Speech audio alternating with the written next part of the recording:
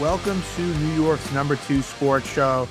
The Rangers come out of the Olympic break and lose 3-2 in overtime at Madison Square Garden. It is just remarkable how bad this team is.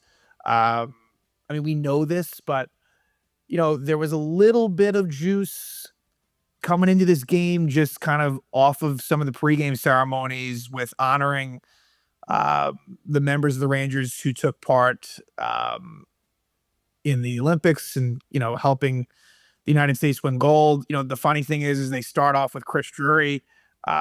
He wasn't visible, but they, announced his name, Joe Tolleson, the PA announcer, and, booze raining down, of course. And then you have David Quinn, Mike Sullivan, Vincent Trocheck, and JT Miller.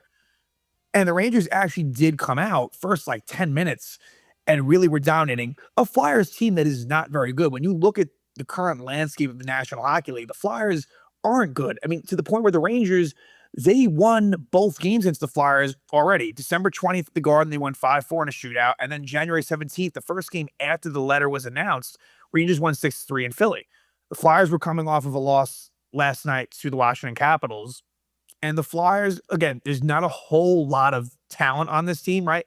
Because when I talk about the Rangers, and I said it from the very beginning of the season, you look at certain teams, it's like, okay, this is a team that kind of looks like they have as little talent as the Rangers. I would put the Flyers in that category. Now, of course, there is guys like Trevor Zegras and Michkov and even Travis Konechny and certain other guys. Like, it's not like they have nothing, but even the Rangers have. It's not like they have absolutely nothing. But the point is, you look at the roster as a whole, and Philly is not a good team, and yet the Rangers had a 2-0 lead in this game in the second period and found a way to not win. Now, they got a point, but as far as me, as someone who really wants them to finish as low in the standings as possible, I can live with this getting a point. Whereas there was other times, like that Bruin game was frustrating where they got the 2 points. This one getting one. Now, look, could they have gotten none? Sure, but they could have easily won this game. The Rangers had a power play, a 4-on-3 power play for basically its entirety, just about maybe 1 minute and 52 seconds of it going into overtime. And they did not score. And then Michkov comes out of the box and gets the game-winning goal. And so a game like this, home against the Flyers, which really on paper is probably one of your easier matchups. I understand Shesterkin and Fox just came back. But really just more than anything, everyone was kind of off for about 3 weeks. So point is that with Trocheck still on the team, this is probably one of the better Ranger lineups, sadly, because we'll talk about it. There's tons of holes in it all over the place, but this is probably one of the better chances for the Rangers to win a game they didn't. The Rangers were favored going into this game. There will not be many games all season where the Rangers will be favored. Just, that's the way it is. So it's incredible where even in a situation where I had to concede, hey, look, this Rangers might win this game, and they don't.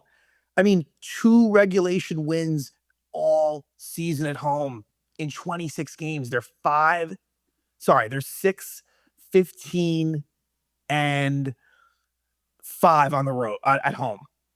So only 6 wins in 26 tries and only 2 regulation wins against the Predators and Blues. In other words, the Rangers have not yet won a game against the Eastern Conference in regulation at home yet this season. It is absolutely remarkable. And again, I don't want to get caught up in the home. The home stuff is amazing, but the real reason for that is for how inept they were early on. Because you watch, and I still believe this, they will have more of a chance of just kind of finding ways to get points at home than the road. So this is not a situation where, they're this great team on the road. Not anymore. Now, the overall record is very comparable. 16-14-2, that's solid. For this team, that's solid. But you watch, it'll get worse and worse and worse. And, so I think it's losing the plot if I'm to just make it all about home. It's more the stats are ridiculous, more so than they're not going to be good wherever they play. And if anything, sadly, I think they may have a chance again to squeak more points out at home, as we saw in this game. But yeah, let's talk about the lineup because obviously it looked a little bit different than what we last left it as. And Matt Rempe is someone that is back on IR, and he's getting, I think, another surgery or another procedure done on his thumb. So it's possible we've seen the last of Matt Rempe this season. I wouldn't be surprised, but nothing's been confirmed one way or another. It's possible that he will return, but really there's not much of a point to it, right? Let's say he is good to go late March, early April. At that point, I don't see the reason to rush him back out there. So that happened. So Rempe back on IR, probably out for a decent amount of time. There were three players that returned to the lineup: Igor Shesterkin, Adam Fox, and Connor Sherry. Connor Sherry never seems to really go away. And yet again, he finds himself in a situation where, he played on the third, he played a little less than 13 minutes, which isn't a crazy amount, but he always kind of finds a way. If Connor Sherry's healthy, I know he was healthy scratched a few times this season, but the real question mark is, what do things look like after March 6th? Um, I sadly think you're still going to see Connor Sherry in the lineup. I don't think that I don't think you're getting anything for Connor Sherry, even a late round draft pick. Is it possible that maybe someone would give up a 7th round pick, 6th round pick at best? I guess, but I, I don't see why they would. So, but I'll hold off full judgment until post deadline. But in my opinion, I think this is just what it is. I don't think it has anything to do with that, in my opinion, right? In terms of, oh, well, maybe he'll be dealt. I think that's wishful thinking. Um, Brandon Brisson makes his Ranger debut. Now, he was acquired from the Vegas Golden Knights in the Riley Smith trade last year at the deadline. It was Riley Smith for a 3rd-round pick, which was flipped to Vancouver in the Carson Soucy deal. But the Rangers also got Brandon Brisson, son of well-known agent Pat Brisson, in the National Hockey League. But I guess he had done all right in Hartford. He took part in the All-Star Game festivities. I think Gabe, I can't remember if he made it outright, or if somehow maybe Gabe Perreault got it and Brisson replaced him. I could be making that up, possibly. Either way, Brisson took part of it, and more because Hartford is just terrible, and he ended up being the representative more than anything else. He's got a little bit of offensive punch. That's more of his profile. He's not a defensively minded guy. And he ended up on a line with Laba and Sherry on what was basically the third line. He played 24 games with Vegas combined in 24 and 25. And again, we'll see if this is a one-game situation or if they give him a little bit of run here. He was a late first round draft pick in 2020 by Vegas. So whatever, I'm fine with giving him a look, but I don't have overly high hopes for Brisson. But he made his Ranger debut. And Adam Edstrom is close to coming back. He's still on IR, but I think there's a chance that, maybe he, returns in the coming games. But yeah, so technically, as far as the scratches went, also, I should mention Brett Berard got sent down. It shows you what they think about Berard. They're not very high on him, right? I think his kind of any stock that he had just feels like it's almost completely diminished, which is a shame because just as recently as last year, 2 years ago, I think there was hope that Berard could be kind of a spark plug, energy forecheck, sort of maybe a 3rd-line type player if all things worked out. It doesn't feel like that's going to happen. And so the healthy scratches were Johnny Brodzinski was the one forward healthy scratch. And on the defensive side, it was Scott Morrow and Urho Vakanainen. Now, Scott Morrow has options, so they could send him down. They didn't. And so Vincent Iorio, he got his 2nd game with the Rangers. If you remember, he played the last game before the break against Carolina and was in there again. And that's with Adam Fox back in there. So, but he was clearly the 6th defenseman. Iorio played less than 12 minutes. The Rangers basically rolled 5 defensemen. Robertson was basically paired up with Iorio, but then, Iorio was kind of phased out a bit and they rolled with 5. So it was Gavrikov with Fox, Schneider with Borgen. I believe Schneider was on the left side of that. And actually that pair wasn't terrible. Schneider-Borgen. Schneider, in the few times that he's been on the left side, has actually not been so bad. It's something that I think that they should have considered more. And look, it could add value in a potential Braden Schneider trade, or if they decide to keep him.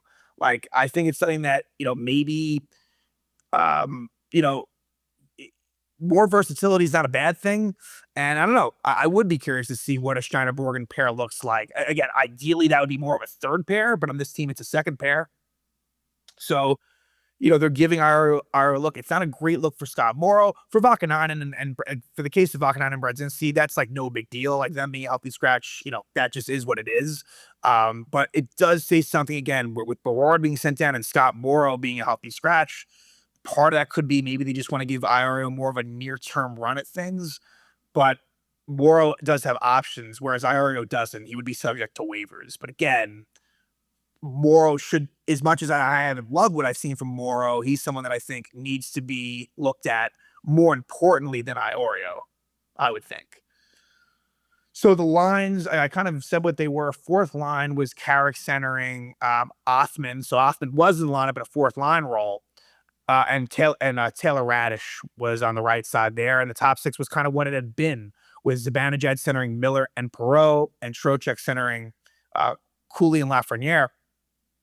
And I guess before we get into the game, again, just general thoughts, was that Zibanejad line was not very good. Now, in the very beginning, they were all right, but JT Miller, I mean, the fact that I haven't even brought him up yet, I did bring him up for him being on the USA team, but he looms large in another loss here. And again, I don't mind they're losing, but JT Miller, it's one of my biggest concerns with this team. And I understand we can make a lot of excuses if we want to, that he's playing injured, that he just came back from a long trip. Like we can make the excuses if we want to. They're halfway valid, but when do the excuses stop? And look, I know he was gassed for that winning goal. I get it, but like, wasn't a great look at the way that went down on the winning goal. And then even worse, I would say, was the tying goal by Zegras, where he just kind of ends up being behind the play, odd man rush, and the Flyers score. So that line wasn't good. And I thought Mika wasn't great in this game either. Zibanejad, who really I thought was really good in the Olympics, was one of the really good, consistent players for the Rangers. I'll give him more of a pass, but I didn't think this Zibanejad played all that well. The Trocheck line was okay, had its moments. They scored a goal. Lafrenière had a goal.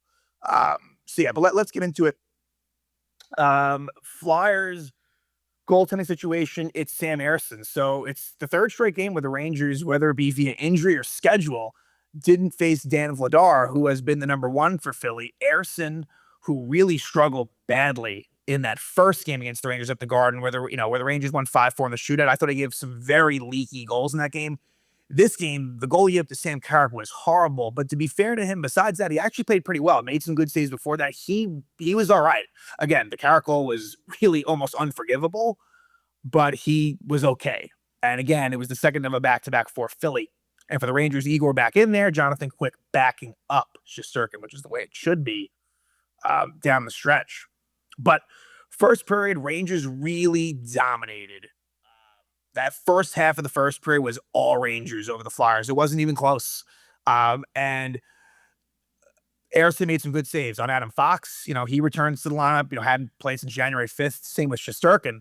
And Fox was robbed by Ersson. I think Brisson might have had a good chance. Like, there were good saves made by Ersson, but then all of a sudden, with the Rangers again dominating play, such an innocent shot by Sam Carrick from the boards on the to Ersson's left. Carrick just, I don't even know. I don't think Carrick was expecting anything. No deflection. It just went right through the legs. 5-hole past Ersson. Carrick scores his fourth goal of the season from Radish and Borgen to give the Rangers a 1-0 lead. So that's, Rangers take the lead out of the Olympic break. But I thought as the period went on, the Flyers found their game a little bit. This was a period that the Rangers were the better team. Rangers outshot them 9-5. But the Flyers, again, like I said, they weren't getting dominated anymore. And at 16-11, there's a situation where Garrett Hathaway boards Brendan Othman. Now, if you remember, the last game at Madison Square Garden, they got into a fight. I believe it was Hathaway and Othman. Let me confirm that real quick, but I believe that was the case. I think it was the second period of that first game. Let's just check the penalties there. Sorry, that's what I'm going to check. It was Nick Delorier. So Nick Delorier actually was called for boarding Othman, and then they got into a fight. In this case, Hathaway is called for boarding Othman. Excuse me. And it ends up being a fight with Sam Carrick and Hathaway. So Sam Carrick was actually an assist away from a Gordie Howe hat trick. Took care of the goal and fighting major early. But Carrick holds his own again. We'll see. Sam Carrick is a trade possibility. Like, there is a world. Sam Carrick is under contract next season as well.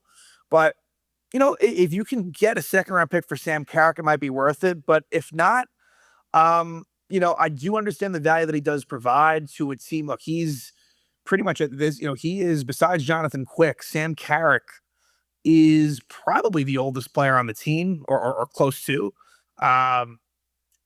And so, yeah, drops the gloves and holds his own against a heavyweight in Hathaway.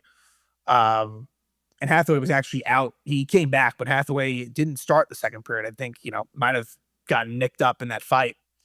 But the Flyers kill off that Ranger power play. We go to the second period, and it was a good start for the Rangers as Alexis Lafrenière scores his 13th goal of the season from Cooley and Trocheck. So just a simple sort of passing play behind the Flyer net where Lafrenière gets in there, is able to get it to Trocheck. Trocheck finds Cooley and makes a between the legs pass through Jamie Drysdale, the Flyer defenseman. Lafrenière right in front buries it. So that's kind of what you're looking for there. A cycle play leads to a goal for that line and makes it 2-0 Rangers. But, really the Flyers were the better team, I would say, for the most part in the second and third period. Certainly the second period and for large stretches of the third. And in the second, Brennan Othmann takes a cross-checking penalty at 3:29. He cross-checks Bobby Brink, but the Rangers kill that one off, but they were unsuccessful killing off a Connor Sherry penalty. So again, Connor Sherry takes the penalty, high-sticking Michkov.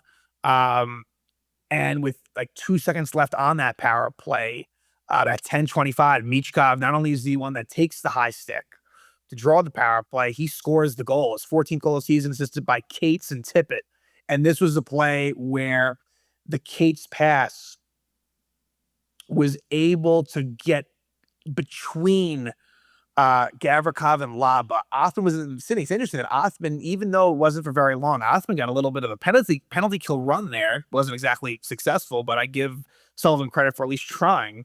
And again, it was only he was put on there with not much time left in the power play, hence them scoring with 2 seconds left on it. But yeah, again, it goes by. It was a pretty good pass by Cates, and just nothing Shesterkin could do as Michkov just buries it in front to make it a 2-1 game.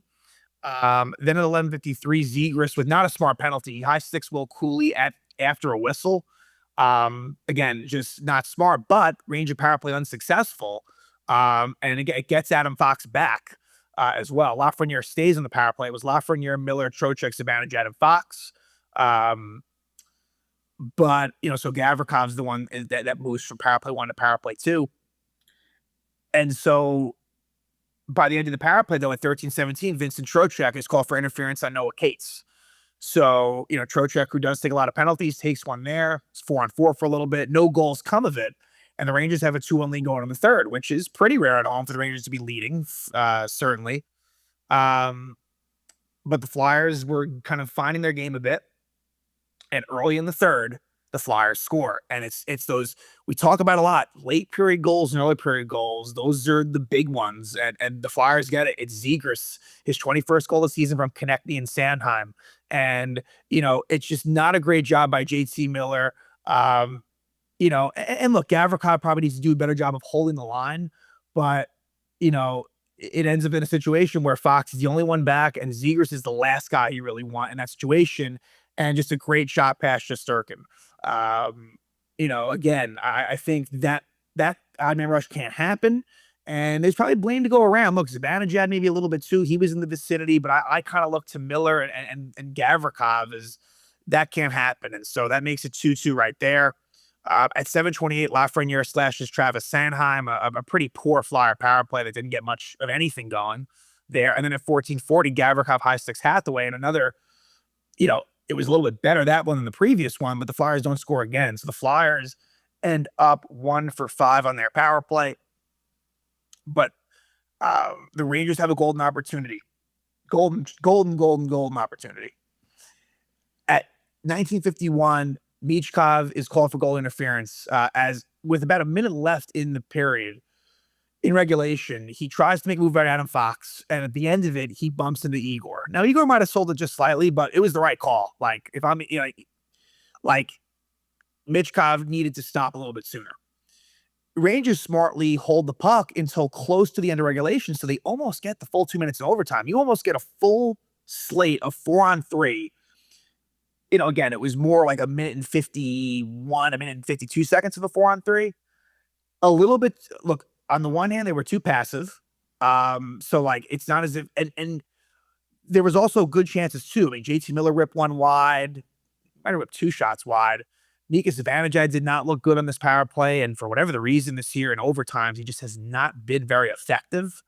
But it ends up in a spot where there's a scramble in front of Airson, where Zibanejad, I think, was the one that gets the shot off. Trocheck was kind of near there. Fox pinches in, and the Flyers come away with it, and Couturier finds Michkov out of the box. Michkov blows by JT Miller, and he's able to score 5-hole past Shesterkin. 2:10 into overtime. Michkov's 15th goal of the season from Couturier and Sealer. So again, it optically doesn't look good for JT Miller, who, he was the one that kind of fired the last shot. So he was the one that retrieved the puck after the scrum in front, fires it, which may have not been a prudent move with Michkov coming out. Couturier finds him, and again, Miller, he was totally gassed and needed to make a better move to stop him. And in a very fitting way to begin the Olympic break, it's how it's been. The Rangers at home, just with a bad loss, they get a point, but they lose 3-2 to Philly in what was the third of 4 games against the Flyers this season. And now the Rangers' next game will be a matinee game against the Pittsburgh Penguins, a Penguin team that doesn't have Sidney Crosby, but a very well-coached team by Dan Muse. Obviously, we know the coaching swap, so to speak, between Muse and Mike Sullivan. Rangers, one of their recent games before the break was against Pittsburgh, another nationally televised afternoon game where Pittsburgh they were sloppy, but Pittsburgh just scored at will against the Rangers. I mean, I figure even without Crosby, the Rangers, who couldn't beat a Flyer team at home when they were up 2-0, and again, the Flyers just don't have a whole lot going for them, still found a way to lose. So it's hard to believe the Rangers will beat Pittsburgh, but you never know. And how many more games is Vincent Trocheck playing as a Ranger? I'm of the belief that he will be dealt by the deadline. We don't know for sure, but I think that will happen. But there's a lot going on with this team, and Adam Fox's comments at the end of this game, he really, there's a world where Adam Fox is not going to be a Ranger come next season, which I don't think many of us would have thought as recently as the start of this season. I mean, but with the whole Olympic snub and everything that surrounds that, he could have.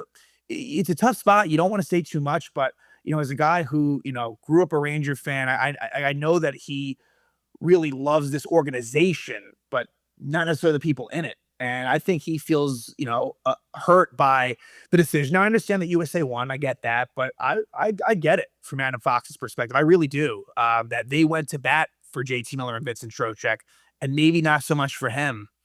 And maybe look, that's just speculation on my part, but that was a bit eye-opening for Adam Fox, who normally doesn't cause any controversy and says the right things. He left the door open to conversations once the games are over, is what he said. He didn't have to say that. He could have went in a different direction. So changes are happening, not so much on the Fox front right now, at least I wouldn't think. And but as far as Vincent Trocheck's concerned, was this his last game? I'm going to say no. I think he'll play against Pittsburgh, but maybe that's his last game.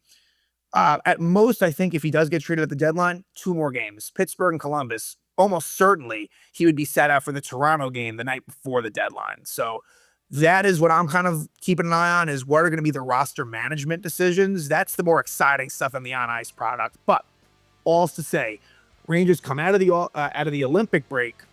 Shesterkin back, Fox back. U.S. Olympians, Miller and Trocheck in the lineup. 2-0 lead, and they find a way to blow it, and they lose in overtime. Flyers win 3-2 against the Rangers, only 2 regulation wins at home this season, 6 overall at MSG. And they'll be back at the Garden for another divisional clash Saturday afternoon against the Penguins.